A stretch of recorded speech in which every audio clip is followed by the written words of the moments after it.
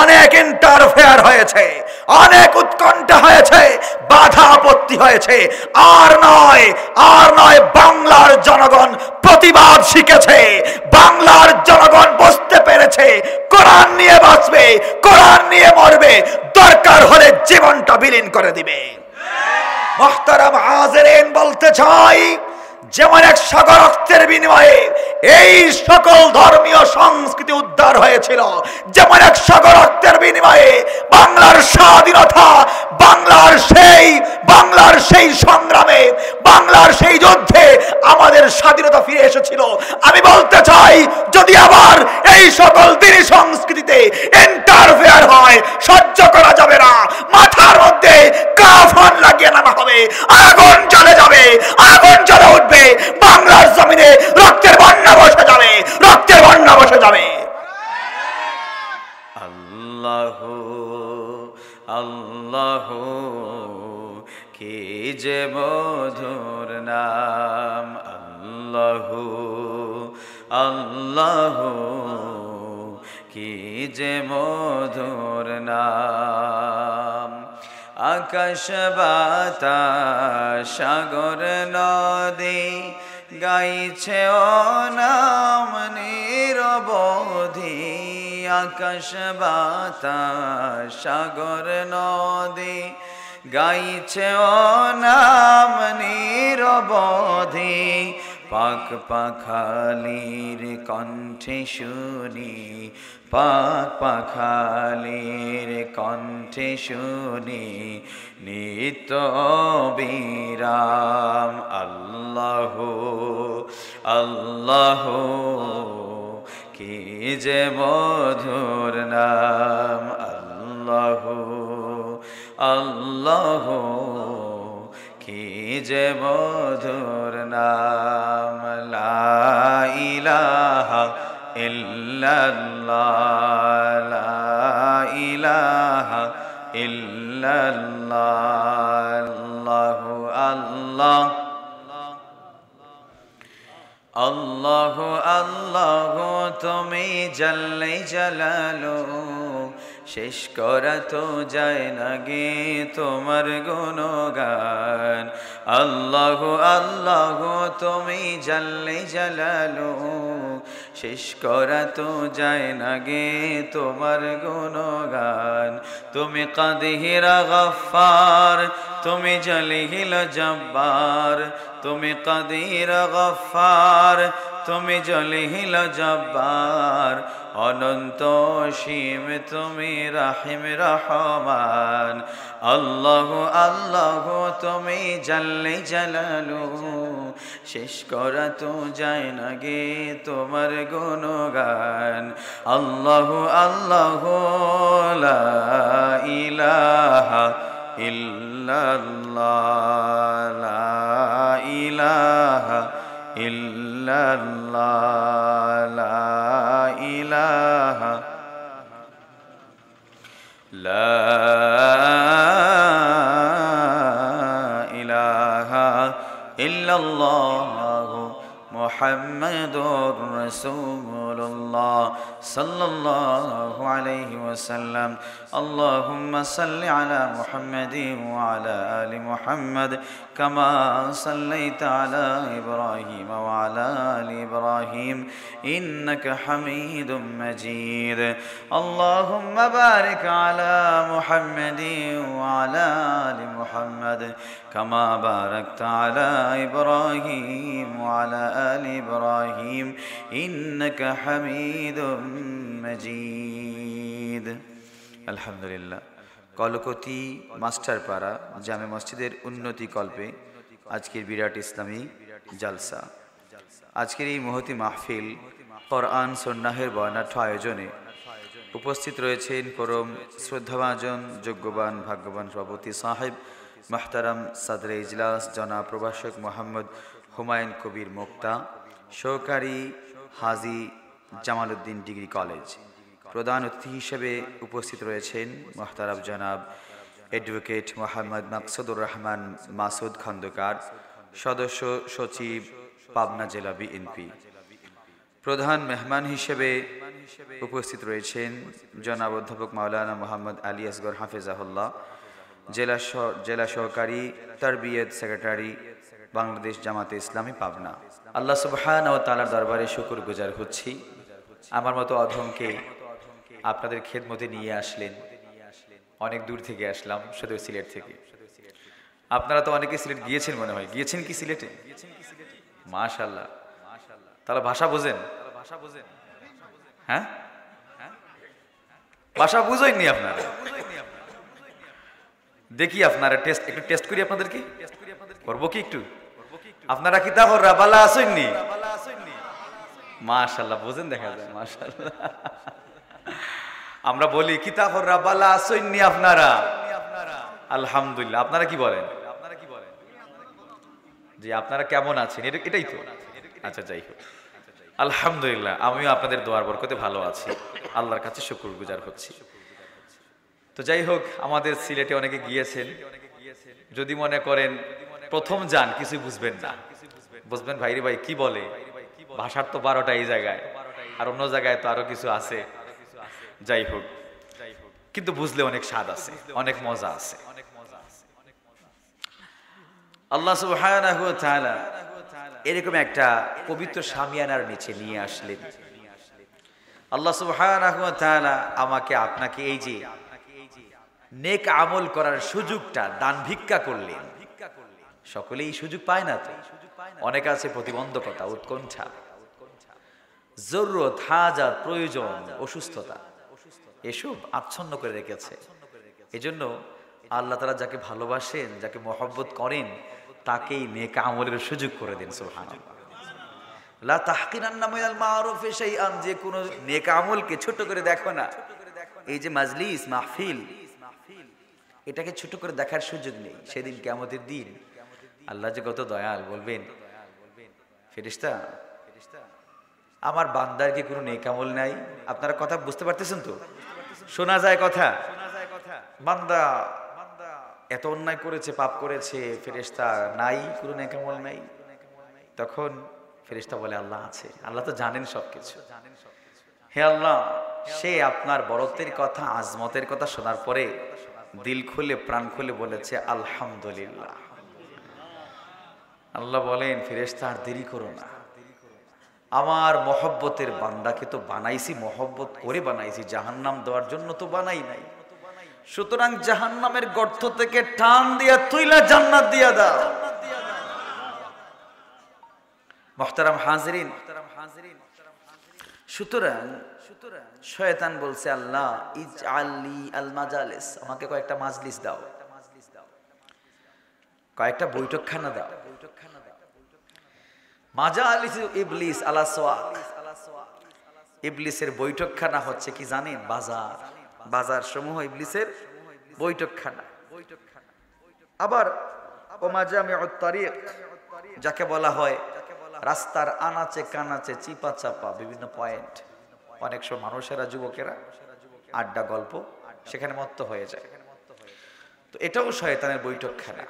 সুতরাং আল্লাহ সুবহানাহু ওয়া তাআলা আমাকে আপনাকে যাবতীয় প্রতিবন্ধকতা থেকে ফারেক করে, আল্লাহ সুবহানাহু ওয়া তাআলা শয়তানের বৈঠকখানা থেকে আমাকে আপনাকে উদ্ধার করে এই যে জান্নাতের বাগানে নিয়ে আসলেন। আমরা সে প্রাণ খুলে, দিল প্রাণ ওজার করে কালিমাতুশ শুকর আদায় করে সকলে পড়ি আলহামদুলিল্লাহ। আপনাদের খেদমতে আসলাম আসলে বয়ান করা, যে তাফসীর নসিহত করার যে যোগ্যতা, এই আহলিয়তটুকু আমার বিলকুল নেই। কিন্তু হ্যাঁ, কুল্লু মারুফিন সাদাকা, এক ভাই আরেক ভাইয়ের সাথে যখন সাক্ষাৎ করবে আল্লাহকে খুশি করার উদ্দেশ্যে, আল হুব্বু ফিল্লাহ, প্রতিটা কথায় কথায়, মুহূর্তে মুহূর্তে সাদাকার সওয়াব আল্লাহ তাআলা দান করবে। সুবহানাল্লাহ। একটু জোরে সোরে বলা যায় না? আরো জোরে হোক সুবহানাল্লাহ। ওখন দেখা যায় বুঝেন, আপনারা ভাষা হইলে বুঝেন না, আর আমার ভাষা হইলে ঠাস করে হইলাই না। ঠিক আছে,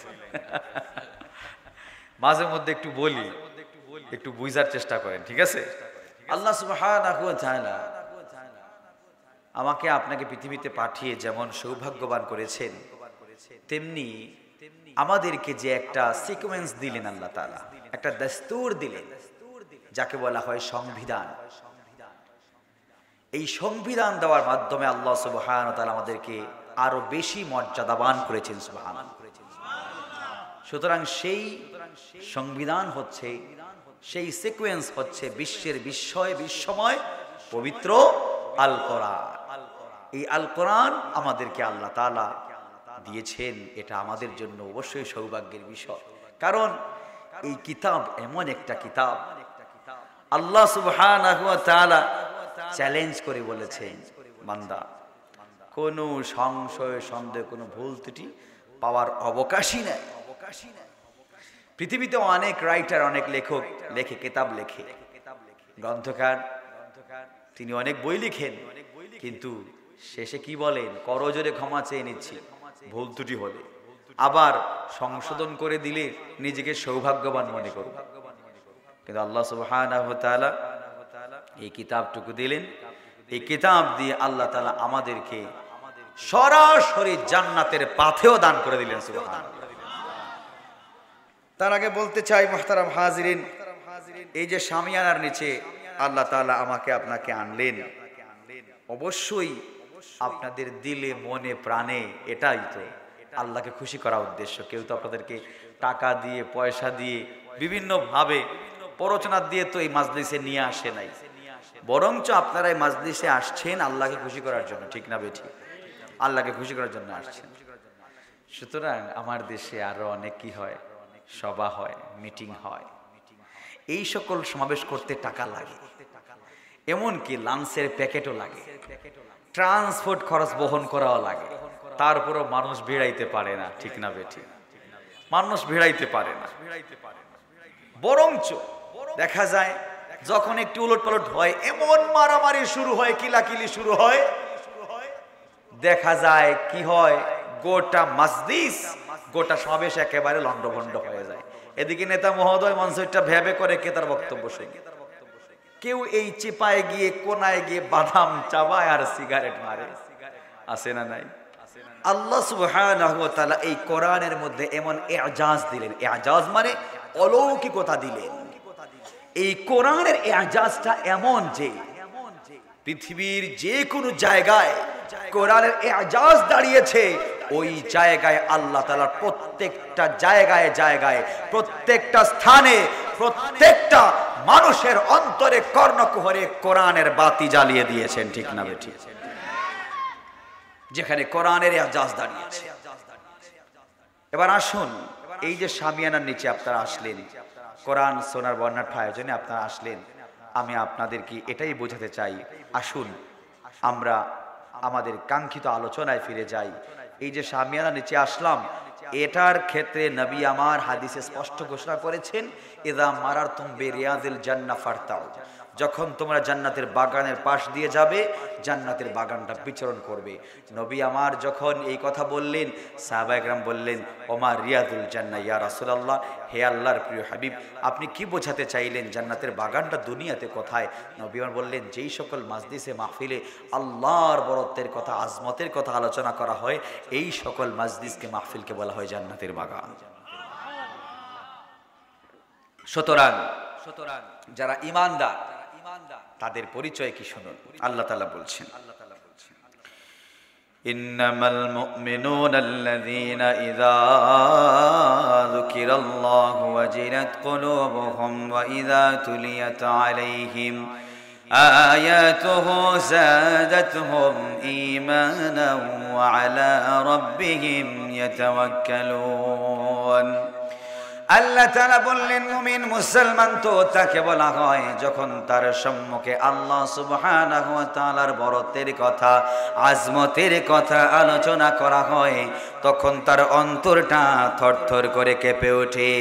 সুবহানাল্লাহ, তার অন্তরটা থরথর করে কেঁপে ওঠে। কারণটা হলো, আমার প্রিয় হাবিব সাল্লাল্লাহু আলাইহি ওয়াসাল্লাম হাদিসে ইরশাদ করলেন, রাজুলুন কলবুহু মুআল্লাকুন ফিল মাসাজিদ। নবী আমার বললেন, ওই বান্দা যার অন্তরটা আল্লাহ সুবহানাহু ওয়া তাআলার পবিত্র ঘর মসজিদের সাথে ঝুলে আছে। সুতরাং যখন মুয়াজ্জিন সাহেব আজান দিয়ে দিবে তখন ওই বান্দা যতক্ষণ পর্যন্ত আল্লাহ সুবহানাহু ওয়া তাআলার কুদরতি চরণে সিজদা না দিবে ততক্ষণ পর্যন্ত সেই বান্দার মনে শান্তি আসে না। সুবহানাল্লাহ।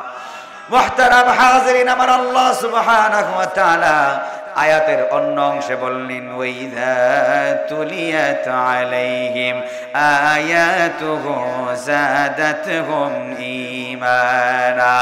যখন তাদের সম্মুখে আল্লাহ সুবহানাহু ওয়া তাআলার নিদর্শন সমূহ পাঠ করা হয়, মানে কোরআন তেলাওয়াত করা হয়, তখন দেখা যায় তাদের ঈমানটা বেড়ে যায়।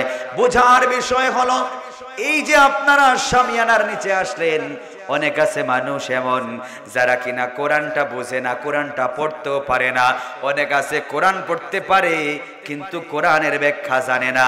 আবার অনেক আছে এমন যাদেরকে বলা হলো আপনি কোরআনটা তেলাওয়াত করেন, কোরআনটা তেলাওয়াত করতে পারে না, কিন্তু দেখা যায় যখন তারা কোরআনের তেলাওয়াতটা মনোযোগ দিয়ে শুনে তখন তাদেরও চোখ থেকে গড় গড় করে পানি পড়ে, আসে না নাই?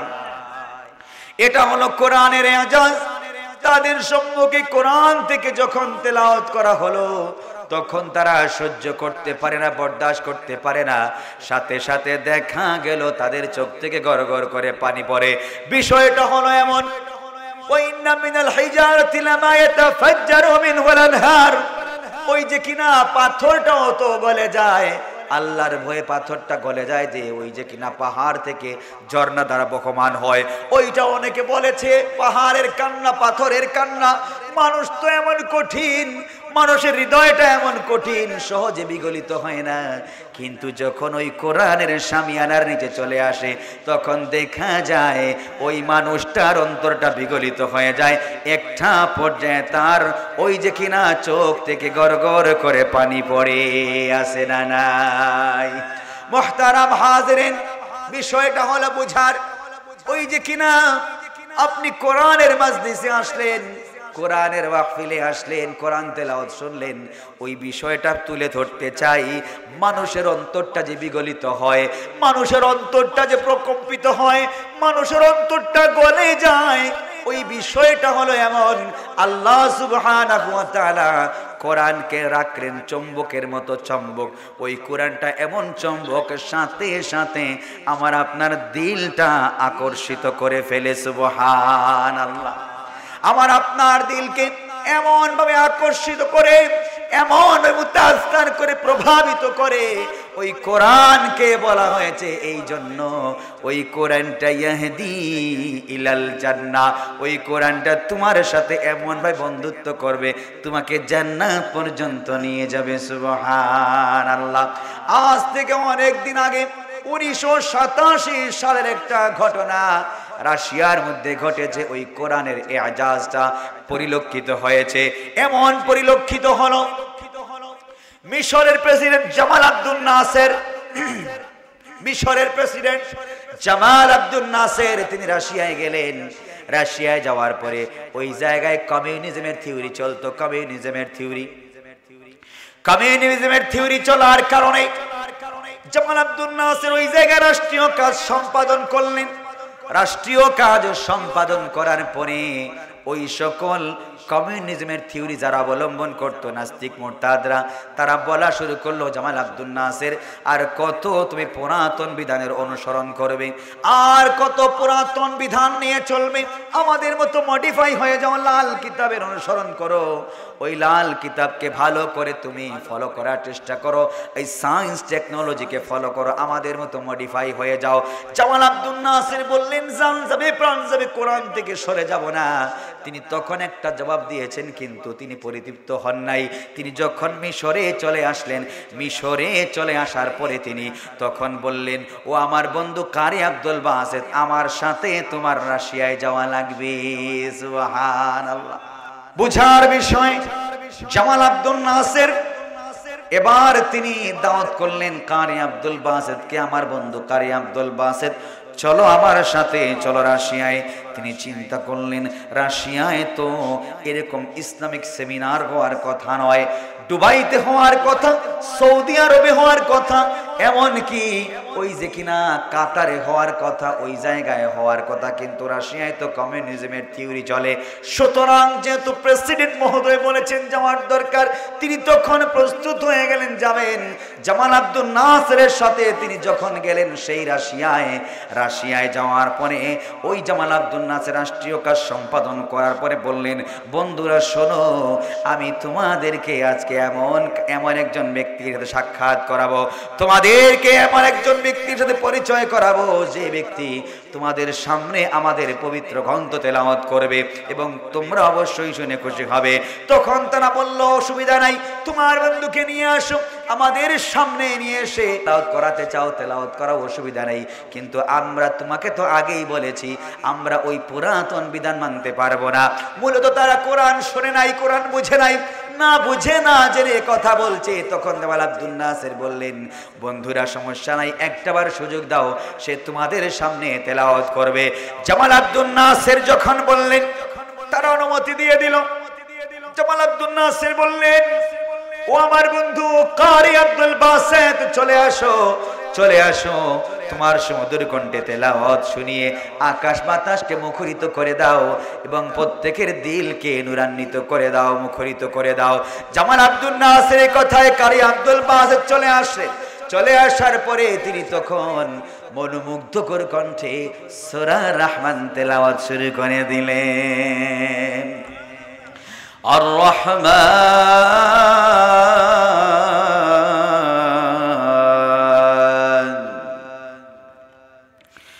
আল্লামাল কুরআন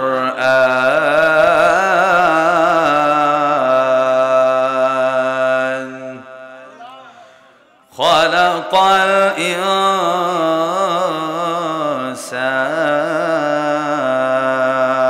ইনসান আল্লামাহুল বায়ান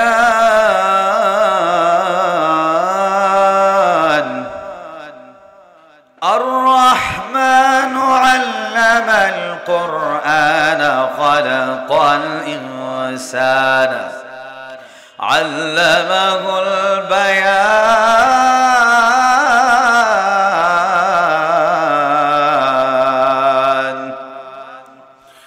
الشمس والقمر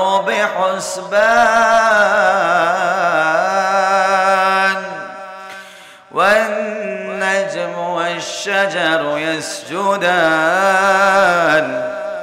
والسماء رفعها ووضع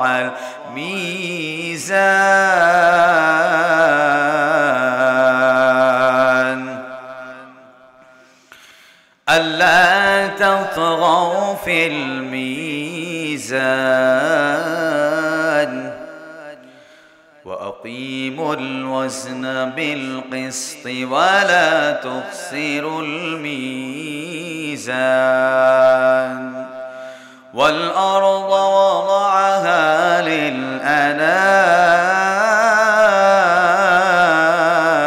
للأنام فيها فاكهة والنخل ذات الأكمام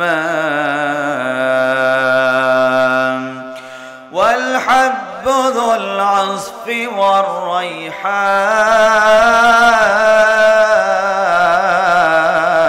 والريحان فبأي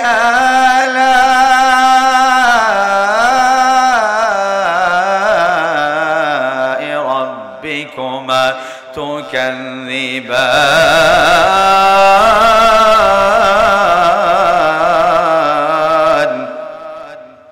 কারি আব্দুল বাসিত রহমাতুল্লাহ আলাইহি তিনি তেলাওয়াত করতে করতে করতে করতে ক্লান্ত পরিশ্রান্ত হয়ে গেলেন। ঘন্টা দেড়েক তিনি তেলাওয়াত করলেন। ঘন্টা দেড়েক তেলাওয়াত করতে করতে এবার কারি আব্দুল বাসিত রহমাতুল্লাহ আলাইহি আর তেলাওয়াত করতে পারলেন না। এবার তিনি তেলাওয়াত ছেড়ে দিলেন। তেলাওয়াত ছেড়ে দেওয়ার পরে কারি আব্দুল বাসিত যখন তিনি তাকালেন, দেখলেন হায় রে হায়, ওই সকল নাস্তিক মুরতাদরা কাঁদতে কাঁদতে বেহুশ হয়ে গিয়েছে, কাঁদতে কাঁদতে বেহুশ হয়ে গিয়েছে। এমন বেহুশ হলো যে কিনা তারা কথা বলতে পারছে না, নীরব নিস্তব্ধ। জামাল আব্দুল নাসির বললেন, বন্ধুরা বিষয় কি বুঝলাম না, তোমরা কাঁদতে কাঁদতে বেহুশ হয়ে গেলে কেন? তোমাদের চোখ থেকে ঝরঝর করে পানি পড়ছে, বুক পর্যন্ত ভিজে গেল।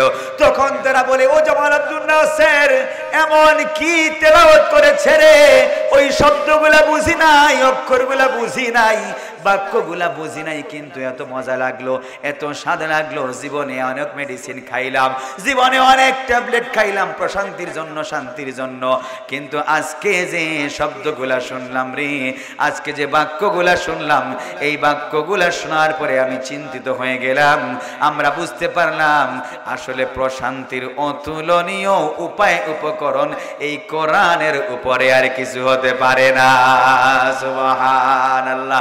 এবার তারা বলে, জামাল আব্দুল নাসির, শোনার পরে যদি এত শান্তি লাগে, এত ভালো লাগে, এত আরাম লাগে, শোনার পরে যদি এমনটা হতে পারে, তাহলে আশা করা যায় ওই বিধানটা মানলে কত শান্তি, কত সুখ, কত অফুরন্ত নেয়ামত। ও জামাল আব্দুল নাসির, তোমার বন্ধুকে বলো আমরা আর সহ্য করতে পারি না, আমরা আর দেরি করতে চাই না, আমরা এবারে কালেমা পড়ে মুসলমান হয়ে যেতে চাই। লা ইলাহা ইল্লাল্লাহ, লা ইলাহা, সকলে জুড়ে শুনে, লা ইলাহা ইল্লাল্লাহ, লা ইলাহা ইল্লাল্লাহ, লা ইলাহা ইল্লাল্লাহ, লা ইলাহা ইল্লাল্লাহ। তুমি বাঁচাও, তুমি মারো, অবিরত ক্ষমা করো, তুমি বাঁচাও, তুমি মারো, অবিরত ক্ষমা করো, ধরারি যে জন তাকেই ধরো, ধরারি যে জন তাকেই ধরো, তোমার মুঠোয় সবই আল্লাহ। সুবহানাল্লাহ ওয়ালহামদুলিল্লাহ, লা ইলাহা ইল্লাল্লাহ, সুবহানাল্লাহ। তোমার রিজিকে পড়ে অবাধ্য হয় কেমন করে, তোমার রিজিকে পড়ে অবাধ্য হয় কেমন করে, খোঁজে না পায় কোনো ভাষা, খোঁজে না পায় কোনো ভাষা, শুকুর গুজার করার আল্লাহ। সুবহানাল্লাহ ওয়ালহামদুলিল্লাহ, লা ইলাহা ইল্লাল্লাহ, সুবহানাল্লাহ। আমার মুসলমান ভাইরা, আল্লাহ সুবহানাহু ওয়া তাআলা ওই কোরআনের ইজাজ দেখালেন, এমনটা দেখালেন, এই যে মাহফিলে যারা আসে কিনা, যারা যখন বয়ান শোনে, কোরআনের কথা শুনে, কোরআনের তাফসীর শুনে, অনেক মানুষ আছে, এমনও আছে হালাল ছিল না, হারাম বোঝে না, হারাম লেনদেন করেছে, হারাম ভক্ষণ করেছে, হারাম লেনদেন করার কারণে, হারাম ভক্ষণ করার কারণে এবার দেখা গেল একটা পর্যায়ে মারাত্মক পেরেশান হয়ে গেল, পেরেশান। এবার আসছে কোরআনের শামিয়ানার নিচে, আসার পরে শুনেছে, হায় রে হায়, হুজুর তো বললেন এই কাজ করা যাবে না, সেই কাজ করা যাবে না, হারাম লেনদেন করা যাবে না, হারাম ভক্ষণ করা যাবে না। যখন সে শুনেছে, শোনার পরে এবার মনে মনে চিন্তা করলো, হায় রে হায়, আল্লাহর সাথে তো আমার সম্পর্ক নষ্ট হয়ে গেল, আল্লাহর সাথে আমার ভালোবাসা ধ্বংস হয়ে গেল, আমি তো আল্লাহর মাহবুব হতে চাই, কিন্তু এই যে কাজগুলো করলাম, এই কাজগুলো করার কারণে আমি আল্লাহ তাআলার মাহবুব হতে পারি নাই, আমি আল্লাহ তাআলার কাছে এমন বান্দা হিসেবে পরিগণিত হয়ে গেলাম যে আল্লাহ সুবহানাহু ওয়া তাআলা আমার উপর রাগান্বিত হলেন আর আমাকে নিয়ামত থেকে বঞ্চিত করলেন। নাউজুবিল্লাহ। মুহতারাম হাজিরিন, আল্লাহ তাআলা নিয়ামত থেকে বঞ্চিত করলেন। বিষয়টা হলো এমন, আল্লাহ তাআলা আমার আপনার জন্য যে নিয়ামত রেখেছেন, উহিল্লাত লাকুম তাইয়্যিবাতিন উহিল্লাত লাহুম, আল্লাহ সুবহানাহু ওয়া তাআলা দুনিয়াতে যত মানুষ সৃষ্টি করেছেন প্রত্যেকের জন্য আল্লাহ তাআলা কিছু পবিত্র রিজিক রেখেছেন, প্রত্যেকের জন্য কিছু নিয়ামত রেখেছেন। যখন বান্দা হারামের ভিতর ঢুকে যায়, হারাম লেনদেন শুরু করে, হারাম বক্ষণ শুরু করে, আমার আল্লাহ সুবহানাহু ওয়া তাআলা এই সময় তাকে সেই নিয়ামত থেকে বঞ্চিত করে দেন। নাউজুবিল্লাহ। এই যে আল্লাহ তাআলা বললেন নিয়ামত থেকে বঞ্চিত হয়ে যায়। আমরা অনেক আছি চাকরি করি, ব্যবসা বাণিজ্য করি, চাকরি যারা করি, যদি এখন চাকরি করা অবস্থায় আল্লাহ সুবহানাহু ওয়া তাআলা আনুষ্ঠানিক ইবাদতকে আঞ্জাম দিতে পারলাম না, তাহলে ওই চাকরি আমার জন্য ইবাদত হবে না, ওই চাকরি আমার জন্য অভিশাপ হয়ে যাবে। 2 নাম্বার, ব্যবসা বাণিজ্য করলাম, সামনে রমজান মাস, এখন মনে মনে চিন্তা অনেক ব্যবসায়ী ভাইদের যে রমজান মাস যখন আসছে ভালো কিছু টাকা ইনকাম করা যাবে, অধিক মুনাফা হাসিল করা যাবে, ভালো তো ব্যবসা করে যদি কিছু লাভবান হওয়া যায়, কিছু হাসিল করা যায়, মন্দ না। কিন্তু যদি এমন হয় মাল সিন্ডিকেট করলাম, ইহতেকার করলাম, গুদামজাত করলাম, মানুষের নিত্য প্রয়োজনীয় দ্রব্যাদিকে আমি কি করলাম, সিন্ডিকেট করে দিলাম, বাজারের স্বাভাবিক সরবরাহকে আমি বিঘ্ন ঘটালাম, সুতরাং আমার নবী বলেছেন মান ইহতাকারা আলাল মুসলিমিনা তুআমাহুম যারাবাহুল্লাহু বিল ইফলাস আও বিজুজা।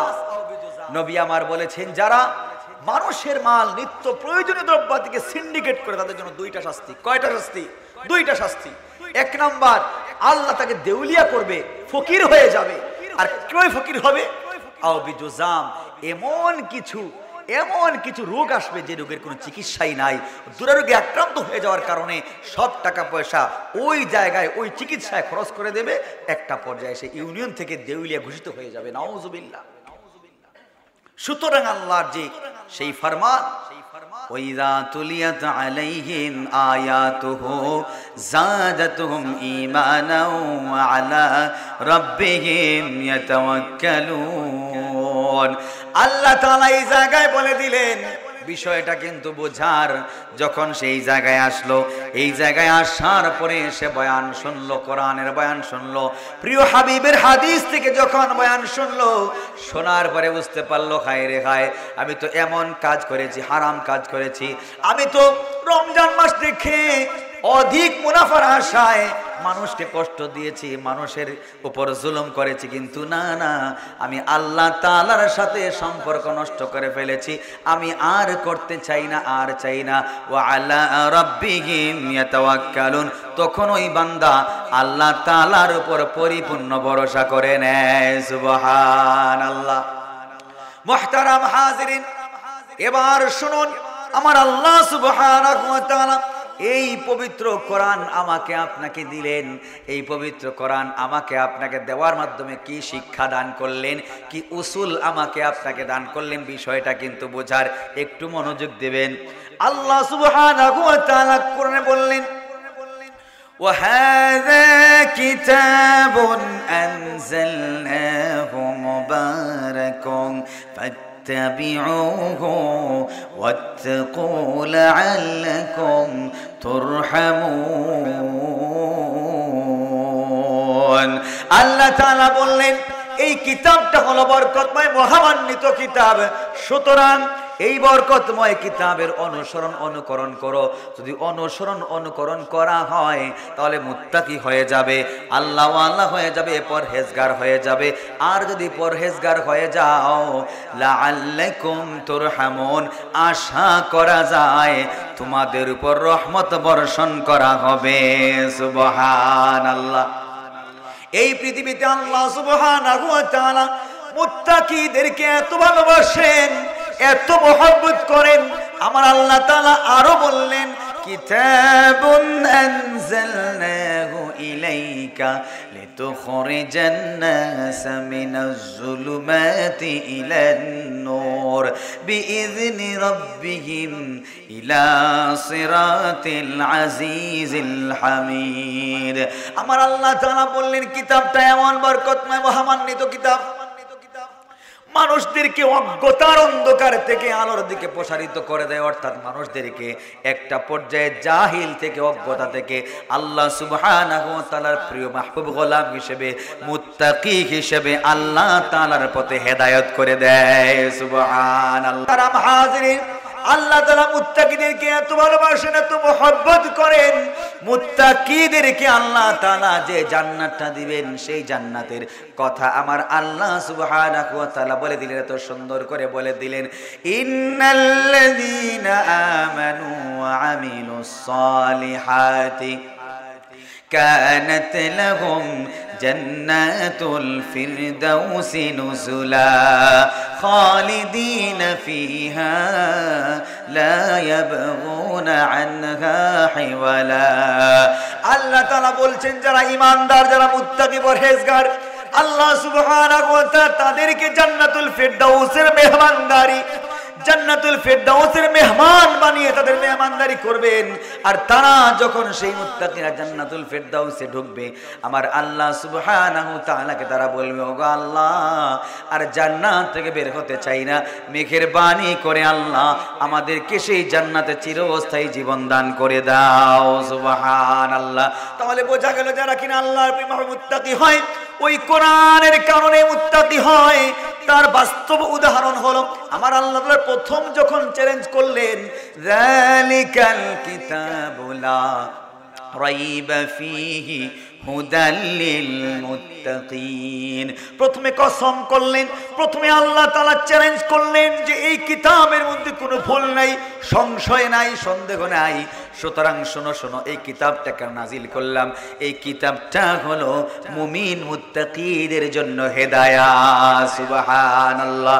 সুতরাং এই কোরআনের সাথে সম্পর্ক যাদের হয় তারা মুত্তাকি, আর যারা মুত্তাকি হবে তাদের তো জান্নাতটা হলো জান্নাতুল ফিরদাউস। আর দুনিয়াতে আল্লাহ তাআলা কি বলছেন শুনুন, আমার আল্লাহ তাআলা বলছেন, وَمَن يَتَّقِ اللَّهَ يَجْعَل لَّهُ مَخْرَجًا وَيَرْزُقْهُ مِنْ حَيْثُ لَا يَحْتَسِبُ। আমার আল্লাহ তাআলা বলছেন, যারা কিনা মুত্তাকি পরহেজগার হয়, দুনিয়ার জমিনে কোনো টেনশন নাই, পেরেশানি নাই। দুনিয়াতে রিজিকের পেরেশানি না, রিজিকের কোনো পেরেশানি হতে পারে না। আমার আল্লাহ তাআলা এমন জায়গা থেকে সেই মুত্তাকিকে রিজিক দান করবেন, সে কখনো কল্পনাও করে পাবে না। সুবহানাল্লাহ। মুহতারাম হাজিরিন, একটা বিষয় শুনুন, এই যে কিনা মুত্তাকি পরহেজগার হওয়ার জন্য, আল্লাহ তাআলার ওলি আউলিয়া হওয়ার জন্য আল্লাহ তাআলা বস্তা ভর্তি আমলের ফরমান করেন নাই, আল্লাহ তাআলা পাহাড় সম আমলের ফরমান করেন নাই। আমার আল্লাহ তাআলা যে আমলের ফরমান করেছেন, ওই যে কিনা আনুষ্ঠানিক ইবাদত নিষ্ঠার সাথে যদি কোনো বান্দা আঞ্জাম দিতে পারে, ওই বান্দা আল্লাহ তাআলার খালেস বান্দা হয়ে যাবে, আল্লাহ তাআলার মাহবুব গোলাম হয়ে যাবে। সুবহানাল্লাহ। মুহতারাম হাজিরিন, বেলাল হাবশী, আসওয়াদ গালিবী, এমনকি জাহেদ রাদিয়াল্লাহু তাআলা আনহু, উনারা তো এত সম্ভ্রান্ত পরিবারের সেই সাহাবী ছিলেন না, উচ্চ বংশের কোন সাহাবী ছিলেন না, উচ্চ বংশীয় কোন সাহাবী ছিলেন না। বেলাল হাবশী রাদিয়াল্লাহু তাআলা আনহু আমরা জানি, হাবশার গোলাম যাকে বলা হতো কৃষ্ণকায় কালো, যায়েদ রাদিয়াল্লাহু তাআলা আনহু কৃষ্ণকায় কালো, আসওয়াদ গালিবী রাদিয়াল্লাহু তাআলা আনহু কৃষ্ণকায় কালো। ওই সকল কালো সাহাবীরা আমার আল্লাহ সুবহানাহু ওয়া তাআলা ঈমানের কারণে, মজবুতি ঈমানের কারণে কোথাকার পানি কোথায় গড়ালেন। কবি কত সুন্দর বললেন, ये किसका फायदे आम है, রুমি তো ফানা হয় লেকিন হাবশি তো দাওয়াম হয়। সেই সময়ের হিরাক্লিয়াস, যাকে আমরা বলি হারকিউলিস, ওই হিরাক্লিয়াস বাদশা, রোম সম্রাট, রোমের সম্রাট, পারস্যের সম্রাট হিরাক্লিয়াস, সেই সময় তার অনেক দাম ছিল, অনেক সম্মান ছিল, ইজ্জত ছিল, সবাই তাকে চিনতো, জানতো, মানতো। কিন্তু হাবশার গোলামকে, বেলালকে কেউ চিনতো না, বরঞ্চ গোলাম হিসেবে ওনাকে তিরস্কার করত। আসওয়াদ গালিবীকে গোলাম হিসেবে তিরস্কার করত, কোনো সম্মান ছিল না, ইজ্জত ছিল না।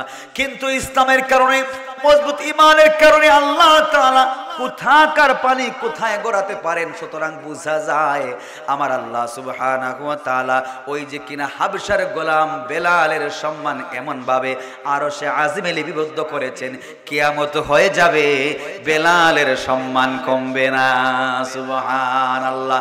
সম্মান হাসিলের জন্য পোস্টারিং করবেন, পাবলিসিটি করবেন, দোকানে মাকার নাম লিখবেন, পোস্টারিং করবেন, এয়ারপোর্টে নাম লেখাবেন, না না, যদি আল্লাহ তাআলা তোমার আমার নাম আরশে আজিমে লিপিবদ্ধ করে দেয়, আল্লাহ যদি কান ধরে তুলতে চায়, আমি আপনি কখনো পা ধরে তাকে কখনো নামাতে পারবো না। ঠিক না বেঠি? মুহতারাম হাজিরিন, বেলাল রাদিয়াল্লাহু তাআলা আনহুর এত মর্যাদা বাড়লো, নামাজের জন্য ডাকা হবে।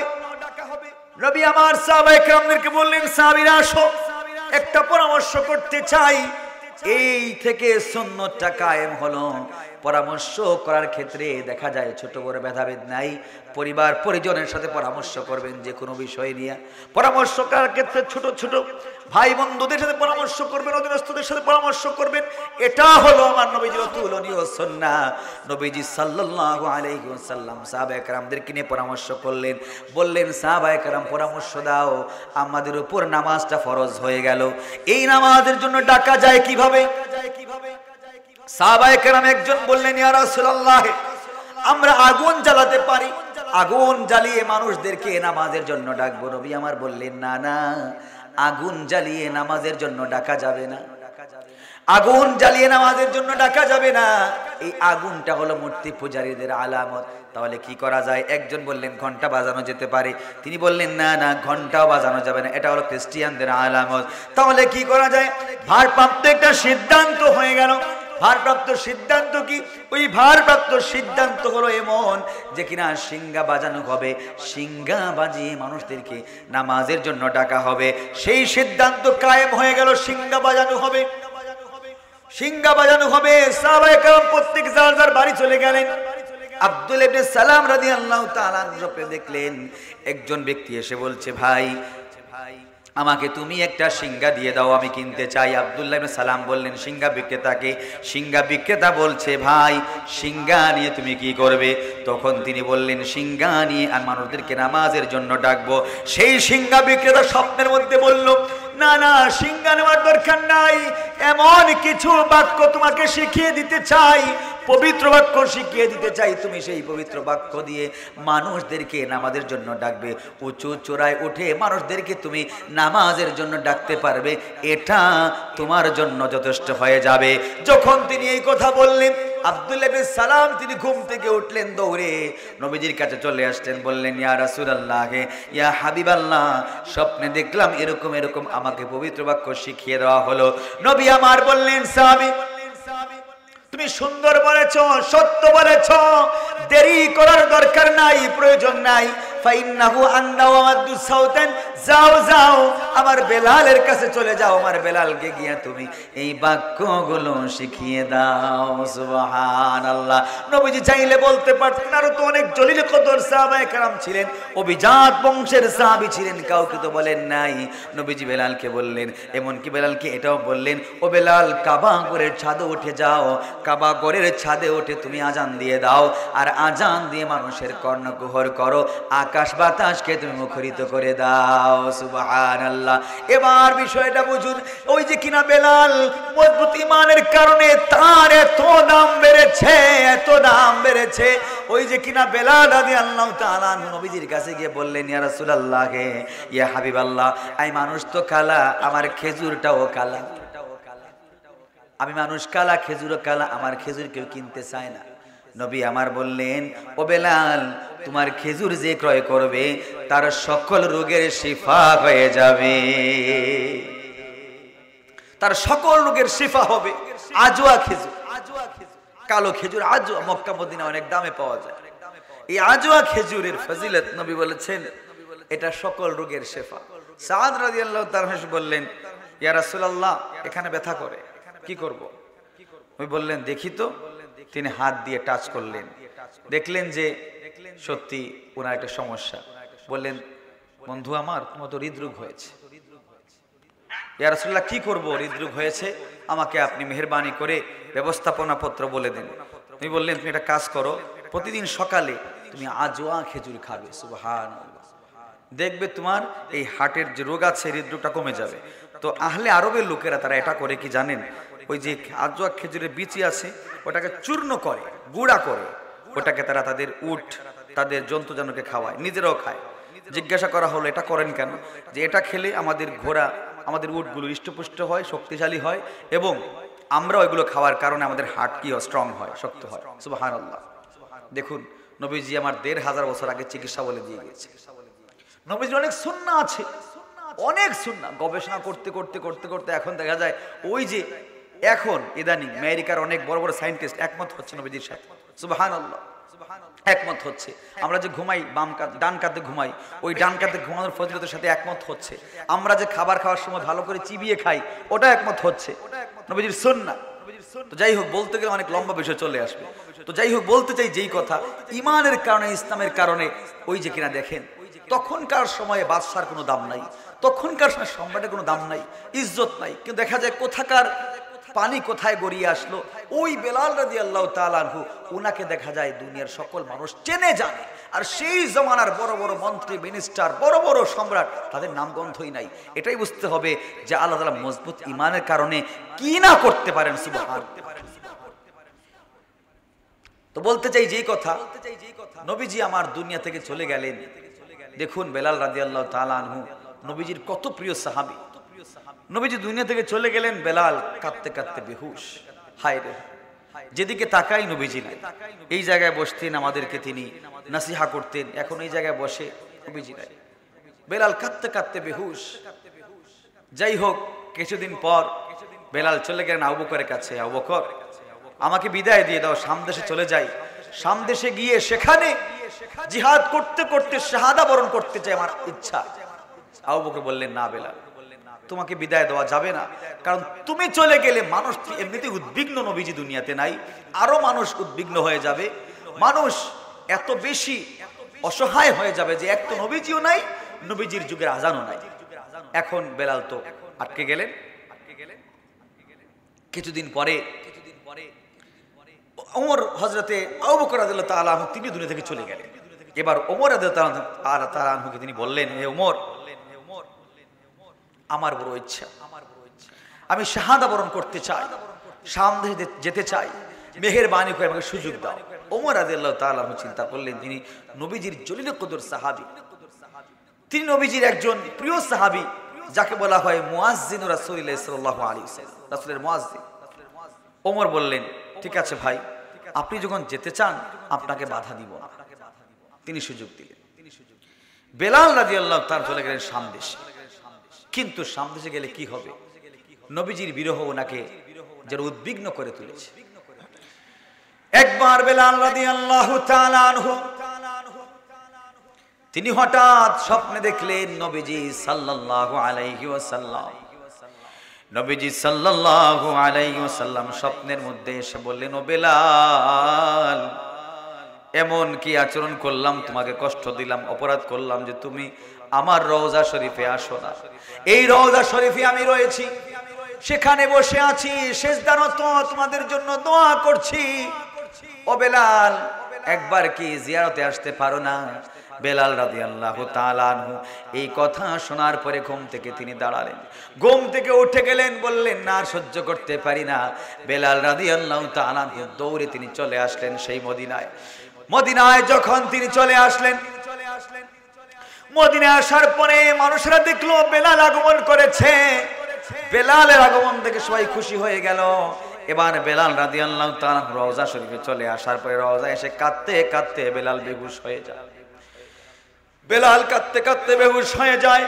ও বেলাল, এত কান্নাকাটি করো কেন? বেলাল বলে, আসার সময় অনেক জায়গা দেখলাম, জায়গা ঠিকই আছে, কিন্তু আমার নবীজি নাই। আমি বেলাল সহ্য করতে পারি না, গো মাওলা মেহেরবানি করে তোমার সান্নিধ্যে আমাকে নিয়ে যাও, আমার নবীজির সাথে আমার সাক্ষাৎ করিয়ে দাও। সুবহানাল্লাহ। বেলাল বারবার কান্নাকাটি করেন, কাঁদতে কাঁদতে বেহুশ হয়ে যায়। এবার দেখা গেল মানুষেরা এসে বলল, বেলাল, এতদিন পরে তুমি এসেছো, নবীজির যুগের আজান শুনতে পাই না। ও বেলাল, মেহেরবানি করে তুমি আজান দিবা। তোমার আজানটা আমরা শুনতে চাই। তখন বেলাল বলে, না না, আজান দিতে পারবো না, আমি যেই যুগে আজান দিতাম সেই যুগের সেই মহামানব এখন আর নাই, আমি উনার সামনে আজান দিতাম, এখন উনি নাই, আমার জবান থেকে আজান বের হবে না। এই কথা বলার পরে সকলেই বারবার আবেদন করে নিবেদন করে বেলাল তো মানে না। হঠাৎ হাসান হুসাইন চলে আসলেন। হাসান হুসাইন চলে আসার পরে বললেন, ও বেলাল, মেহেরবানি করে তুমি রাজি হয়ে যাও, তুমি আজান দিয়ে দাও, তোমার আজানটা অনেক দিন ধরে শুনি না।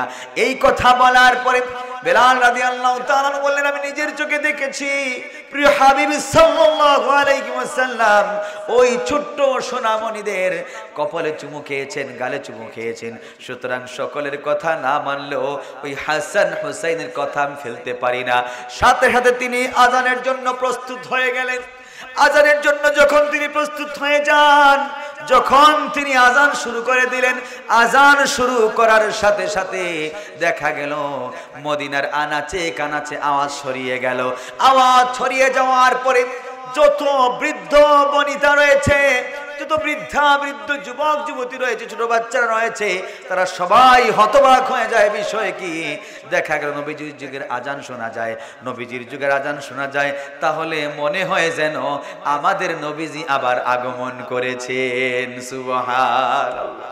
এই কথা বলার পরে তারা আর ঘরে থাকতে পারল না, দৌড়ে গেল সেই পাহাড়ের নিকট গেল যেখানে বেলাল আজান দেয়।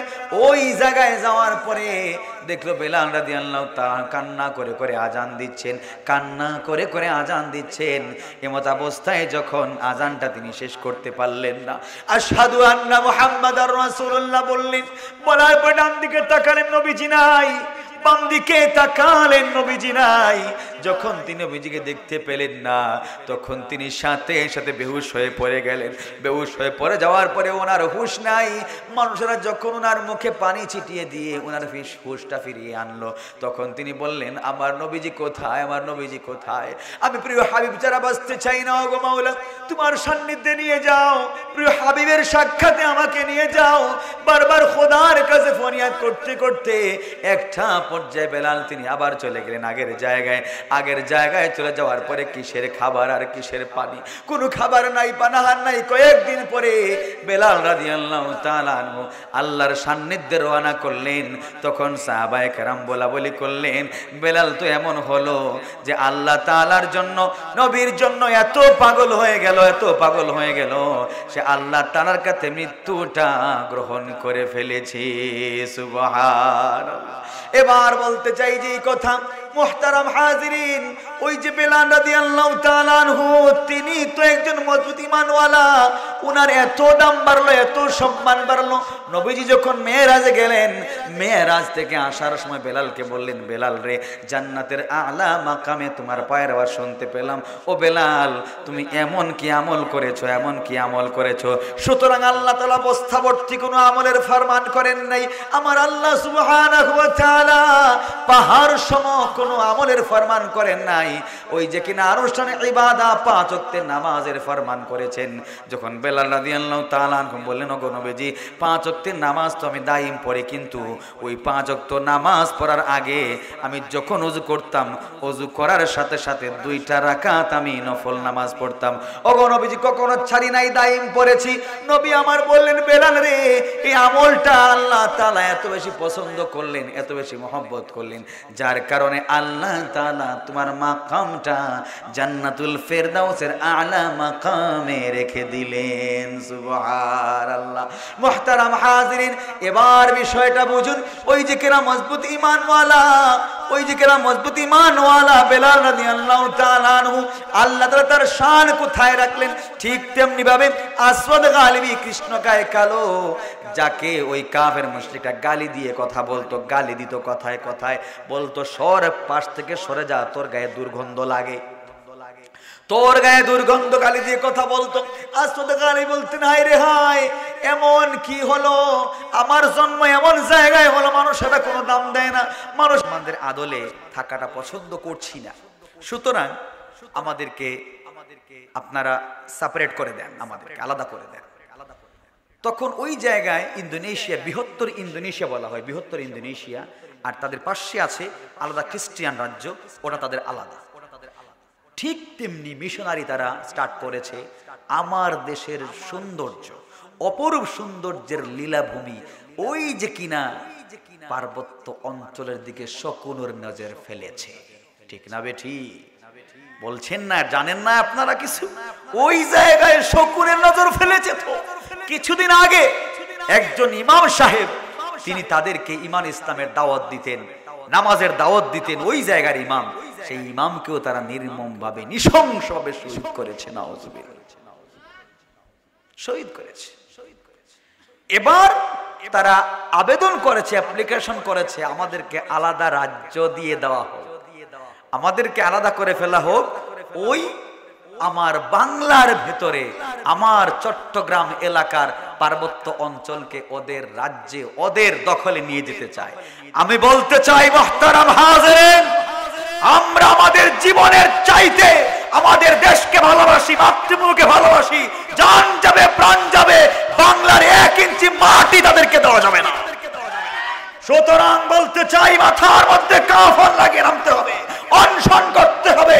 এই বাংলার জমির শকুনের নজর যারাই ফেলবে, যারাই দখলদারিত্বের চিন্তা করবে, তাদের চক্ষু উপড়ে ফেলা হবে ইনশাআল্লাহ। মুহতারাম হাজিরিন, এই দেশের অনেক আছে উচ্চ শিক্ষায় শিক্ষিত, ওরাও কিন্তু ওদের পশমি চেয়ার নিয়ে ব্যস্ত, আর ওদিকে দখল করে শয়তানের দলেরা, ঠিক না বেঠি?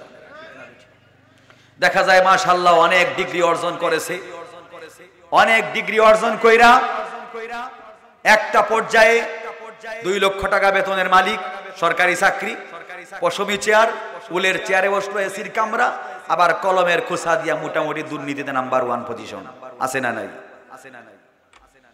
শুধু কি তাই? দেখবেন বাংলো বাড়ি আছে, দামি গাড়ি আছে, আবার এই 2 লক্ষ টাকা বেতনের 2 পাশ দিয়া বাইপাসও হয়। বুঝলেন না কথা? আপনারা বুঝছেন না কথা আমার? আচ্ছা, বুঝতে আপনারা বিরক্ত হচ্ছেন, বুঝতে পারতেছি। আপনারা বিরক্ত হইরা রে বাবা, ইসা ওকল বিরক্ত হইরা, যাই মুগি আপনারা বিরক্ত করতাম না, যাই মুগি আমি আপনারা বিরক্তির কারণ হইছি, দোয়া করিয়া যাই মুগি ইনশাআল্লাহ। বুঝছেন রে বাবা, ইসা ওকল বাবাও হল, এটা বুঝছেন না? হইরাম বুঝছেন নি রে ভাই, কেন বুঝইন না রে বাবা? মাতইন না আপনারা, না মাতলে কিন্তু কষ্ট লাগে। মাতইন যেন তুরা সিলেট থাকি বেটা আইলা নিচে কিতাব আজ হল্লা গুন্দা বুঝলাম না। তো মুহতারাম হাজিরিন, দেখা গেল 2 পাশ দিয়ে বাইপাস হয়। যে এক ব্যক্তি এসে বলে, স্যার আপনাকে যে বলছিলাম আমার কাজটা করে দেওয়ার জন্য, তো স্যার কাজটা একটু দ্রুত করে দিলে ভালো হয় স্যার, এই নেন স্যার। এত বড় সাহস, তুই শাবান মাসে আমারে ঘুষ দেস? স্যার আপনি তো কইলেন স্যার কাজটা করলে দেওয়া লাগবো, তো দিলাম তো স্যার। আরে বেটা হাতে দেখেন, টেবিলের তলে দিয়া যাবে, হাতে নিব না, টেবিলের তলে দিয়ে নিব। সুতরাং ওই যে বৈধ বেতনের 2 পাশ দিয়ে বাইপাস। তো এরাই দেখা যায় আমাদের দেশকে একটা পর্যায়ে এমন দ্বার প্রান্তে দাঁড় করিয়েছে, মোটামুটি 100% যায় নাই, কিন্তু 97% মোটামুটি বিক্রির পর্যায়ে, ঠিক না বেঠি?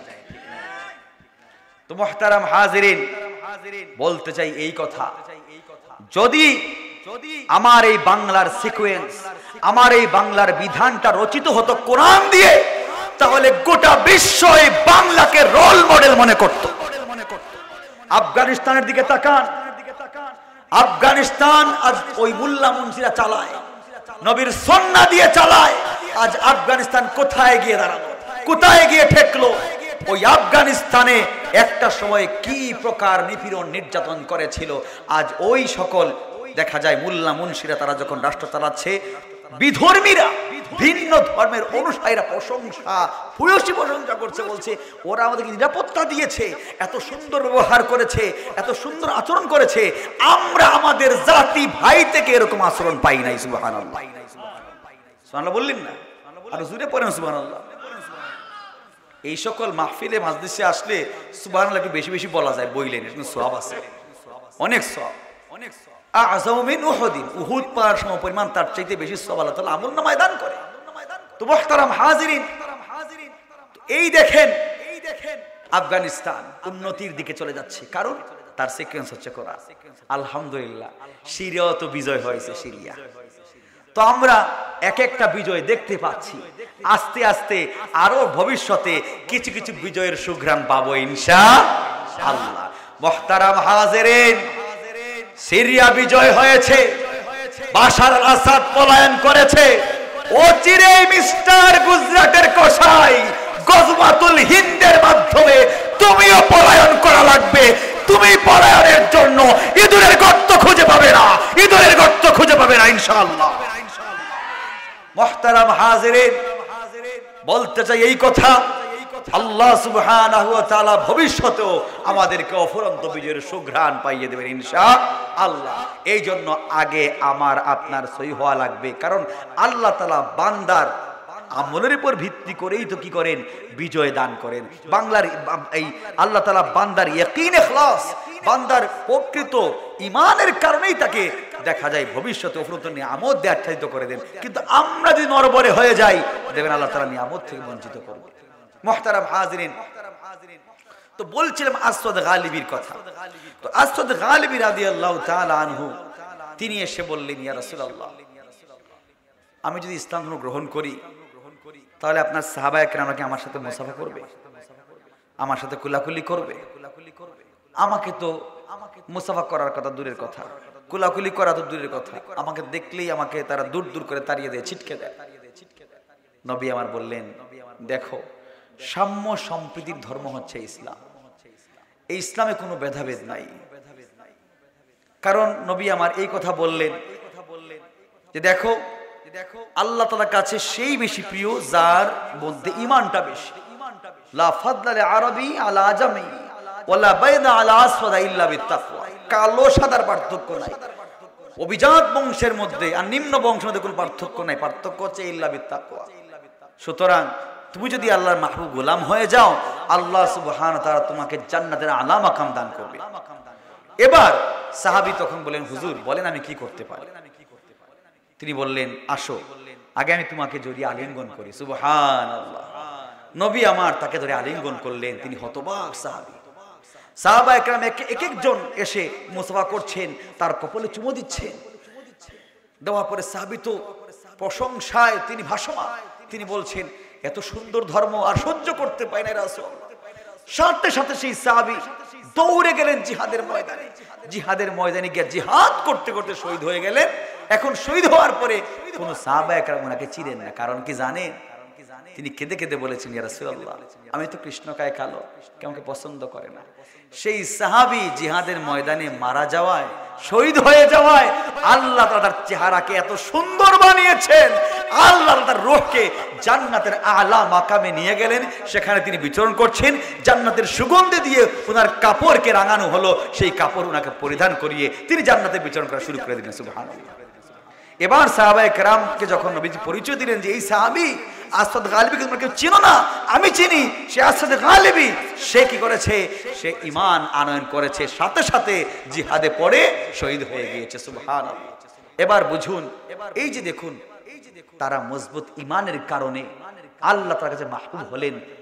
ইতিহাসের পাতায় তাদের নামটা লিপিবদ্ধ হয়ে গেল। সেই তাকওয়ার নজির পেশ করতে গিয়ে একজন রাখালের নামটাও ইতিহাসের পাতায় চলে আসলো। ওমর রাদিয়াল্লাহু তাআলা একজন রাখালকে তিনি কি করেছিলেন? তিনি পরীক্ষা করেছিলেন। বলেছেন, রাখাল, আমি তো ক্ষুধার্ত, মুসাফির, একটা বকরি দিয়ে দাও। টাকাও দিয়ে দিলাম, টাকাও নিয়ে গেলাম, বকরিও আমি খেয়ে নিলাম, বকরিটা আমি নিয়ে গেলাম। আর মালিককে বলবা যে বকরিকে বাঘে খেয়ে ফেলছে, টাকাও তোমার হয়ে গেল আর আমি বকরিটাও নিয়ে গেলাম। মালিকও একটা সান্ত্বনা পেল। তখন ওমর রাদিয়াল্লাহু আনহুর কথায় ওই রাখাল বলছে, আইনাল্লাহ ইয়া ইবনাল মালিক, হে ইবনাল মালিক, হে শাহজাদা শোনো, ঠিক আছে মালিককে আমি সান্ত্বনা দিতে পারবো, টাকার মালিক হব, কিন্তু আমি আল্লাহর সামনে দণ্ডায়মান হলে আল্লাহকে আমি কি দিয়ে সান্ত্বনা দেই? তখন ওমর বললেন, তুমি এই ইলম শিখলে কেমনে? তখন সে বলছে, আমি কোরআন থেকে সেই ইলমটা অর্জন করেছি। সুবহানাল্লাহ। وَقُلْ جَاءَ الْحَقُّ وَزَهَقَ الْبَاطِلُ إِنَّ الْبَاطِلَ كَانَ زَهُوقًا যাহুকা।